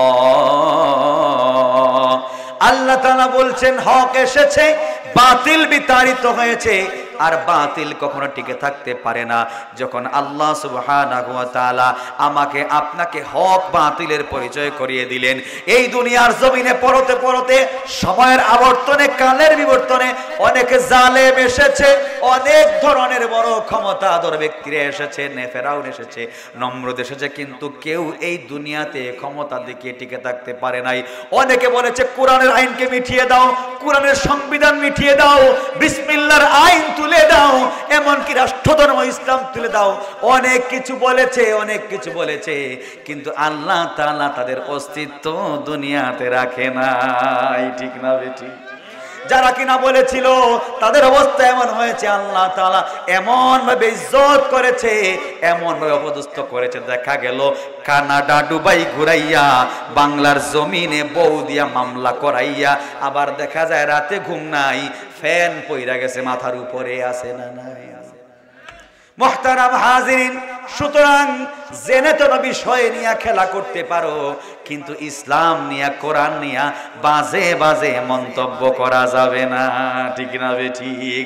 কারণ ইসলাম নিয়ে, ঈমান নিয়ে যত প্রকার, যত ষড়যন্ত্র চলেছে, উৎকণ্ঠা চলেছে, কেউ টিকে থাকতে পারে নাই। আবু জাহেল, উতবা, সাইবা বলেছিল লা তাসমাউ লিহাযাল কোরআন, কোরআনকে শ্রবণ করবে না, কোরআনকে শোনা যাবে না, কোরআনের আইনকে বন্ধ করে দেওয়া লাগবে। যখন তারা এই ঘোষণা করলো, এই ঘোষণা করার পরে প্রহরী মোতায়েন করলো, প্রহরীকে বলল, প্রহরীরা শোনো শোনো, মক্কাতে মদিনাতে হাজিরা গাজিরা আসবে, এসে হজ করবে, তোমরা বলে দিবা যে তোমরা মুহাম্মদের কোরআনটা শ্রবণ করবে না, যাও যেখানে ইচ্ছা সেখানে যাও, ঘুরাতে পারো, বেড়াতে পারো, কোনো সমস্যা নাই, কিন্তু কোরআনটা শ্রবণ করা যাবে না। এই কথা যখন তারা বলা শুরু করলো, ইতিপূর্বে আরো অনেকবার হজে আসলাম, ওই সকল পর্যটনকারীরা, মুসাফিররা, হাজী সাহেবরা বলা শুরু করে দিল, অনেকবার তো হজে আসলাম, এই কথা শুনলাম না, মুহাম্মদের বিরুদ্ধে কেউ কথা বলল না, আর মুহাম্মদকে চিনিও না। বারবার তারা মুহাম্মদের কথা বলে, মুহাম্মদের কোরআন তেলাওয়াত শুনবো না, মুহাম্মদের ধারে কাছে যাব না, সে নাকি জাদুঘর, উল্টা পাল্টা, আগে তো মুহাম্মদের কথা শুনি নাই। সুতরাং এবার যখন আসলাম আর শুনলাম মুহাম্মদের কথা, বারবার বলে মুহাম্মদ, একটা কথা আছে, যেই ক্ষেত্রে মানুষদেরকে নিষেধাজ্ঞা দেওয়া হয় বেশি, সেই ক্ষেত্রে মানুষের জানার আগ্রহ থাকে বেশি। ঠিক না বেটি? যখন এই কথা বলল, এই কথা বলার পরে হাজী সাহেবরা বলে, যখন আসলাম হজ করতে, হজ করি আর না করি, কমপক্ষে মুহাম্মদকে একবার দেখে যাই। সুবহানাল্লাহ। এবার যখন তারা মুহাম্মদকে দেখতে গেল, দেখার পরে, মুহাম্মদের সুন্দর চেহারা দেখার পরে তারা আর সহ্য করতে পারে না, তারা আর সহ্য করতে পারে না। এবার তারা বলে, হায় রে হায়, এত সুন্দর চেহারার অধিকারী, এত সুদর্শন একজন ব্যক্তি, আর এত সুন্দর তেলাওয়াত করে, সে কখনো মিথ্যাবাদী হতে পারে না। তখন মানুষেরা দলে দলে ওই কোরআনের এজাজে মুসলমান হয়ে যেতে থাকলো। সুবহানাল্লাহ। ঠিক তেমনি ভাবে তুফাইল ইবনে আমর দাওসী রাদিয়াল্লাহু তাআলা চলে আসলেন, তিনি মক্কায় চলে আসার পরে আবু জাহল, উতবা, সাইবারা সম্মান জানিয়ে, ইজ্জত জানিয়ে উনাকে গ্রহণ করলো, বলল, মুহতারাম আমাদের সভাপতি সাহেব, আমাদের নেতা মহোদয়, ওয়াফদুল কওম, আপনি আসছেন, আপনি আরামের বিছানা গ্রহণ করেন, আপনি যেখানে ইচ্ছা সেখানে যান, কোনো সমস্যা নাই, কিন্তু মেহেরবানি করে মুহাম্মদের ধারে কাছে যাবেন না। তুফাইল ইবনে আমর দাওসী রাদিয়াল্লাহু তাআলা আনহু জলিলে কদর সাহাবী, উঁচু পর্যায়ের একজন সাহাবী, অনেক ধনী একজন সাহাবী, অনেক মেহমান প্রিয় সাহাবী, ঘরের মধ্যে সদা সর্বদা মেহমানদারি চলতো, উনুনের উপর আগুন জ্বালানো থাকতো, সেই সাহাবী, তিনি আল্লাহ নবী, বিশ্ব নবীজির শানে যে কথাগুলো শুনলেন, তিনি নবীজিকে চিনতেন না। তখন তিনি মনে মনে চিন্তা করলেন, বন্ধুরা যখন বলেছে সত্যই বলেছে। তুফাইল ইবনে আমর দাওসী রাদিয়াল্লাহু তাআলা নিজেই বলছেন, আমি যখন মক্কার বাজারে যাই, মক্কার বাজারে যখন আমি যাই, তখন আমি ওই কিনা কানের মধ্যে তুলো দিয়ে যাই, যাতে মুহাম্মদের কণ্ঠ আমার কানের মধ্যে না আসে। হঠাৎ আমি একবার চিন্তা করলাম, হঠাৎ একবার মনস্থ করলাম, যখন আমি মক্কায় আসলাম, কাবা ঘরটা তোয়াফ করে যাই, কাবা ঘরটা তোয়াফ করে খোদার কাছে একবার ফরিয়াদ করে নিজের মনের আশাটা খোদার কাছে ব্যক্ত করে যাই। এবার তিনি কাবা ঘর তোয়াফ করার সিদ্ধান্ত গ্রহণ করলেন। কাবা ঘরে যখন তিনি গেলেন তওয়াফ করার জন্য, তখন তিনি দেখলেন একজন ব্যক্তি এত সুন্দর করে নামাজ আদায় করতেছে, সুবহানাল্লাহ, এত সুন্দর করে নামাজ আদায় করছে, সুন্দর করে নামাজ পড়ছে, রুকু করছে, সিজদা করছে। তিনি তার রুকু দেখে, সিজদা দেখে হতবাক হয়ে বললেন, জীবনে তো অনেক ধর্ম দেখলাম, এমন ধর্ম তো জীবনও দেখি নাই। এত সুন্দর সিজদা, এত সুন্দর রুকু, এত সুন্দর তেলাওয়াত, হায় রে হায়, এত সুন্দর মাধুর্যপূর্ণ তেলাওয়াত করছে। বিষয় কি? আরো তিনি নিকটবর্তী হলেন, আরো নিকটবর্তী হলেন। তিনি তখন চিন্তা করলেন, আমিও তো একটা ধর্মের অনুসারী, আমার ধর্মে এমনটা তো নাই। তিনি যখন আরো সামনে অগ্রসর হলেন, প্রিয় হাবিব সাল্লাল্লাহু আলাইহি ওয়াসাল্লাম তিনি কোরআনের আয়াত তেলাওয়াত করছেন, সূরাতুল ইখলাস তিনি তেলাওয়াত করছেন, সূরা নাস তেলাওয়াত করছেন, সূরা ফালাক তিনি তেলাওয়াত করছেন। এই তেলাওয়াত শোনার পরে সাহাবীরা ফিদা হয়ে গেলেন। তিনি তো একজন সাহিত্যিক সাহাবী, তিনি তখন চিন্তা করে, এত সুন্দর তেলাওয়াত, এত সুন্দর ইবাদত আমি তো সহ্য করতে পারি না, বিষয়টাকে একবার বোঝার দরকার। তখন ওনার কলিজার মধ্যে, ওনার মনের মধ্যে একটা করাঘাত করলো, হায় রে হায়, সে তো মুহাম্মদ হতে পারে, সুবহানাল্লাহ, সে তো মুহাম্মদ হতে পারে। তখন তিনি চিন্তা করলেন, না না, মুহাম্মদ যদি হয়, আমার বন্ধুরা বলেছে সে জাদুঘর, আমার বন্ধুরা বলেছে সে একজন পাগল, না না, মুহাম্মদের ধারে কাছে যাওয়া যাবে না। আবার বিবেকের উপরে চাবুকের আঘাত হয়, না না, তুমি তো একজন সাহিত্যিক, সুশিক্ষায় শিক্ষিত, যাও যাও, কিছু দেখো, কিছু শেখো, যদি শিক্ষণীয় বিষয় হয় অবশ্যই গ্রহণ করবে, আর শিক্ষণীয় বিষয় হয় না ফেলে চলে যাবে। তখন তিনি অগ্রসর হলেন। অগ্রসর হওয়ার পরে তিনি যখন দেখলেন এত সুন্দর তেলাওয়াত, এত সুন্দর তেলাওয়াত, মাধুর্যপূর্ণ তেলাওয়াত, অর্থ এত সুন্দর, আল্লাহর পরিচয় এত সুন্দর, নবী আমার তেলাওয়াত করছেন, কুল হুয়াল্লাহু আহাদ আল্লাহুস সামাদ লাম ইয়ালিদ ওয়া লাম ইউলাদ ওয়া লাম ইয়াকুল লাহু কুফুয়ান আহাদ। যখন তিনি এই তেলাওয়াত শুরু করলেন, এই তেলাওয়াত করছেন, সাহাবী সহ্য করতে পারলেন না, এত সুন্দর অর্থ, কুল হুয়াল্লাহু আহাদ, হে নবী আপনি বলেন আল্লাহ এক, আল্লাহ একক, আল্লাহুস সামাদ, আল্লাহ বেনিয়াজ, আল্লাহ কারো মুখাপেক্ষী নয়, আল্লাহ তাআলা বেনিয়াজ, আল্লাহুস সামাদ লাম ইয়ালিদ ওয়া লাম ইউলাদ, আল্লাহ তাআলা কারো পুত্র নয়, আর আল্লাহ তাআলার কোনো সন্তান নয়, ওয়া লাম ইয়াকুল লাহু কুফুয়ান আহাদ, আল্লাহ তাআলার সমকক্ষ কেউ হতে পারে না, সুবহানাল্লাহ। যখন তিনি এই সূরা ইখলাস শুনলেন, শোনার পরে বললেন, ইয়া রাসূলুল্লাহ, ইয়া হাবিবাল্লাহ, আমি বুঝতে পেরেছি আপনি রাসূল, আপনি মুহাম্মদ, আমার আর কোনো কথা নাই, আর কোনো সংশয় নাই, সন্দেহ নাই, আপনি রাসূল, আপনি মুহাম্মদ, আপনার শানে আমি অনেক কিছু পেয়েছি, অনেক কিতাবে অনেক কিছু পেয়েছি গো নবীজি। ও নবীজি, আপনার সচক্ষে দেখলাম, আজ সচক্ষে দেখার পরে আমার বিশ্বাস হয়ে গেল, ওই কাফেররা বলেছে আপনি পাগল, আপনি জাদুঘর, না না, আপনি জাদুঘর নয়, আপনি পাগল নয়, তারাই হলো পাগল। ও গো নবীজি, আর সহ্য করতে পারি না, মেহেরবানি করে কালেমা পড়িয়ে মুসলমান হয়ে যেতে চাই। লা ইলাহা ইল্লাল্লাহ, লা ইলাহা, লা ইলাহা ইল্লাল্লাহ, লা ইলাহা ইল্লাল্লাহ, সকলে জিকির করি, লা ইলাহা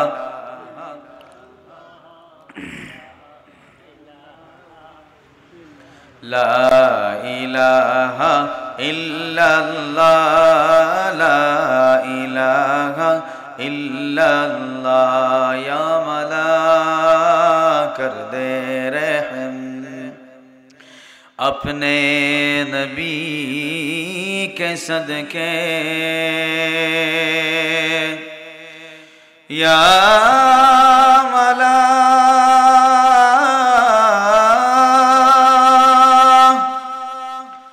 या मौला,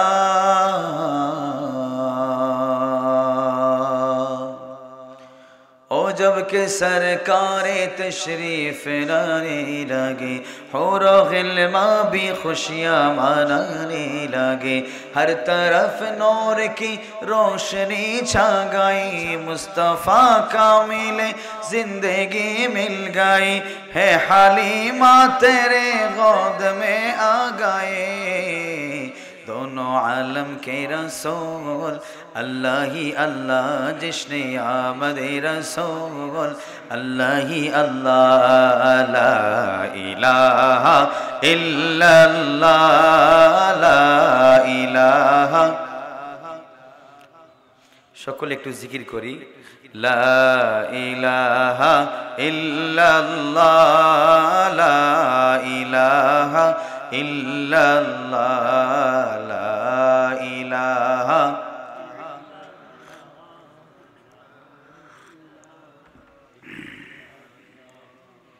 লা ইলাহা ইল্লাল্লাহ লা ইলাহা ইল্লাল্লাহ।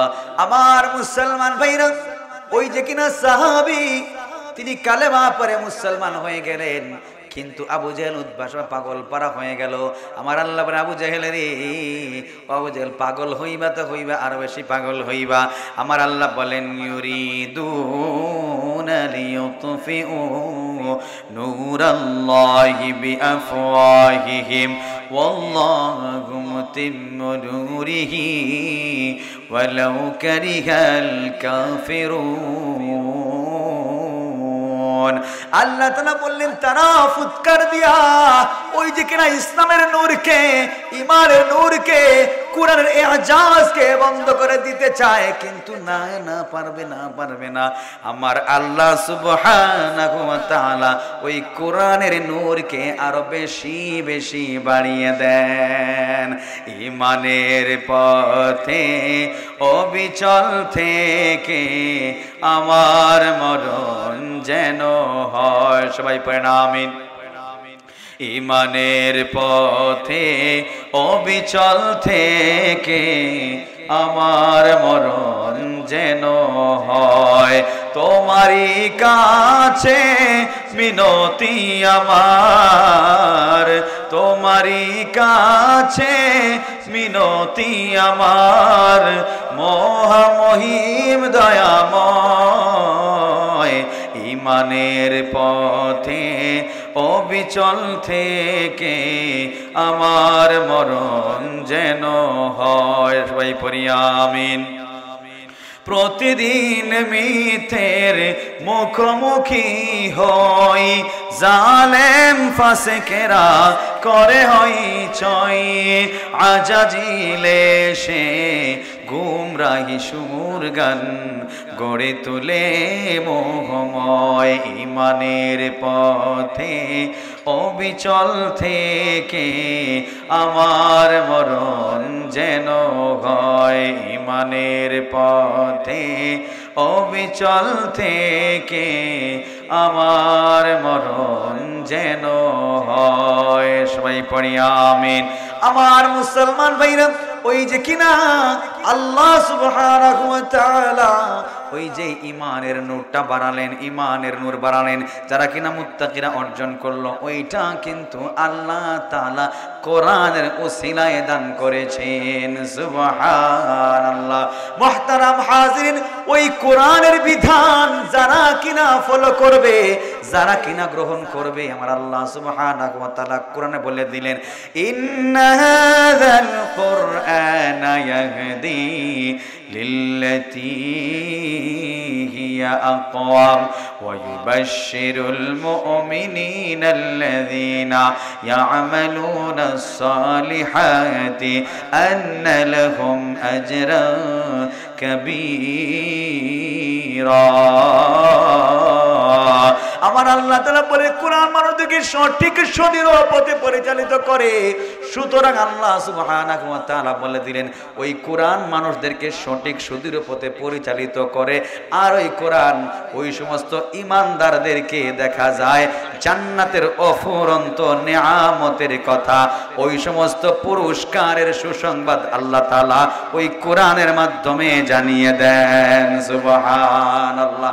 মুহতারাম হাজিরিন, ওই সাহাবী সূরা ইখলাস শোনার পরে তিনি ঈমান আনয়ন করলেন। বুঝার বিষয় সূরাতুল ইখলাস তেমন যেন তেন কোন সূরা নয়, নবী আমার বলেছেন তাআদিলু সুলুসাল কোরআন। সুবহানাল্লাহ। সূরা ইখলাস ছোট্ট একটা সূরা, শুনুন, ছোট্ট একটা সূরা। এই ছোট্ট সূরা যাকে বলা হয় কোরআনের 3 ভাগের 1 ভাগ, সুবহানাল্লাহ, তাআদিলু সুলুসাল কোরআন। এখন যেহেতু সামনে রমাদান, শাহরুর রমাদান শাহরুল কোরআন, এই রমাদানের দাম কেন বাড়ছে?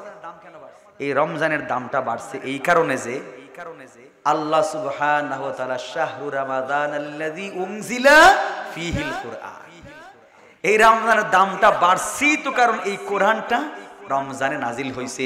আর এই রমজানে আল্লাহ তাআলা এমন একটা রজনী দিয়েছেন, এই রজনী যদি কেউ পেয়ে যায়, 2টা রাকাত নামাজ যদি পড়ার সুযোগ হয়ে যায়, আল্লাহ তাআলা তাকে অবশ্যই সৌভাগ্য বানাবেন। সে আল্লাহ তাআলার দরবারে নিষ্পাপ একজন বাচ্চার মতো আল্লাহ তাআলা জান্নাতি বানিয়ে দেয়। সুবহানাল্লাহ, নিষ্পাপ বাচ্চার মতো জান্নাতি হয়ে যায়। সুতরাং এই যে দিবসটা, এই যে রজনীটা লাইলাতুল কদর, ওই লাইলাতুল কদরে পূর্ণ কোরআন নাজিল হয়েছে। সুবহানাল্লাহ। তো এই যে বলছিলাম যেই কথা, এই সূরাতুল ইখলাস তাআদিলু সুলুসাল কোরআন, তার নৈপথ্যে একটা রহস্য। কোরআনের 3 ভাগের 1 ভাগ, কারণ তাওহীদ, রিসালাত, আখিরাত 3টা ভাগে এই কোরআনটা বিভক্ত। সুতরাং তাওহীদ, রিসালাত, এই যে তাওহীদটা, এই তাওহীদটা কেবলমাত্র কোরআন, এই সূরাতুল ইখলাসে, কোরআনের সূরাতুল ইখলাস তাওহীদটা, আর রিসালাত আর আখিরাত বাকি কোরআন, বাকি কোরআন। সুতরাং নবীজি এই সূরাতুল ইখলাসটা বেশি বেশি পড়ার কথা কেন বলেছেন? আপনারা অনেকে ব্যবসা বাণিজ্য করেন, অনেকে চাকরি করেন, দেখা যায় আমাদের আয় ইনকামে বরকত হয় না, রিজিকে বরকত হয় না। নবী আমার বলেছেন তোমরা যখন ঘরে ঢুকবে সূরাতুল ইখলাস পাঠ করবে। জি জি, শুনুন, আচ্ছা শুনুন, এদিকে খেয়াল করি। তোমরা যখন ঘরে ঢুকবে সূরাতুল ইখলাস কি করবে? পাঠ করবে। তাহলে ফায়দা কয়েকটা। 1 নাম্বার, ঘর থেকে সকল শয়তান দূর হয়ে যায়। সুবহানাল্লাহ। 2 নাম্বার, ঘরে আল্লাহ তাআলার নিয়ামত দিয়ে, আল্লাহর রহমত বরকত দিয়ে আচ্ছাদিত করে দেয়। সুবহানাল্লাহ। এবং ঘরের মধ্যে আল্লাহ তাআলা দেখবেন এমন কিছু বরকত দান করবে যেটা আপনি চিন্তা করতে পারবেন না এই বরকতটা আসলো কোত্থেকে। সুবহানাল্লাহ। অর্থাৎ এটার ব্যাখ্যা হচ্ছে আল্লাহ তাআলা আপনাকে সুসংবাদ শোনাবেন। সুবহানাল্লাহ। শুধু কি তাই? আরো আছে। আপনার যখন ব্যবসা বাণিজ্য আছে, দোকানটা খুলবেন, বিসমিল্লাহ বলে সূরা ইখলাস শুরু করে দিবেন। সূরা ইখলাস কি করবেন? শুরু করে দিবেন। দেখবেন আলহামদুলিল্লাহ আপনার ব্যবসায় বরকত হবে। শুধু কি তাই?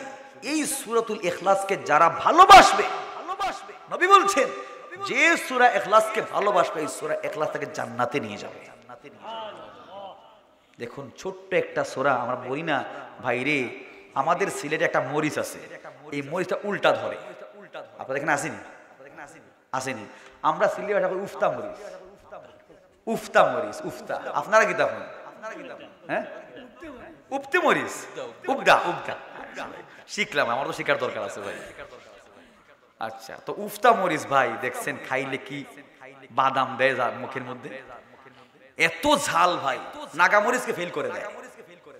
তো এই যে উল্টো মরিচ যেটা বললাম, তো ওই মরিচের এটা সাইজ দেখছেন ছোট না, একবারে চিকন, কিন্তু ওটার ভিতরে কিন্তু অনেক ঝাল, মারাত্মক ঝাল।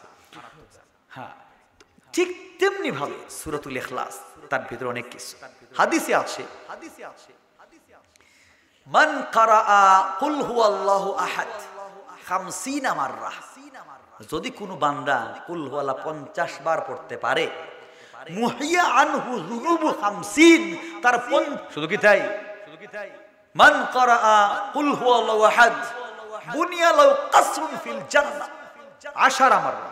মান ক্বারাআ কুল হুয়াল্লাহু আহাদ 10 মাররা, 10 বার পরে আল্লাহ তার জন্য জান্নাতে একটা বিশাল ঘর নির্মাণ করবেন, প্রাসাদ নির্মাণ করবেন, লাবিনাতুন মিন ফিদ্দা ওয়া লাবিনাতুন মিন যাহাব। বিশাল বিশাল। শেষ না?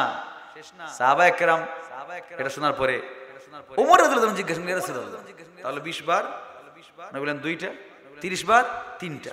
তো এরকম করতে করতে তো ইয়া রাসূলুল্লাহ প্রাসাদ তো হয়ে যায়, মোটামুটি অনেকটা হয়ে যাবে, মোটামুটি হাজার কয়েকটা প্রাসাদ হয়ে যাবে।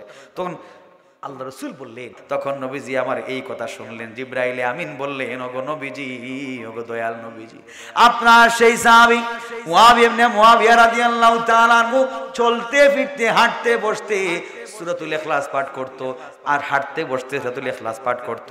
যখন সে কারোর সাথে কথা বলতো তার জিহ্বাটা নাড়াচাড়া করত, সূরাতুল ইখলাস বলে বলে নাড়াচাড়া করত। ওগো নবীজি, আল্লাহ সুবহানাহু ওয়া তাআলা তার এই আমলকে এত বেশি পছন্দ করেছেন, এত বেশি ভালোবেসেছেন, আমার আল্লাহ বললেন, ওরে জিবরাইল দেরি করো না, আমার একজন মুহাব্বতের বান্দা দুনিয়া থেকে বিদায় হয়ে গেছে, 1,20,000 রহমতের ফেরেশতা নিয়া আমার সেই বান্দাকে রিসপেক্ট দিয়া তুমি জান্নাতে নিয়ে আসো।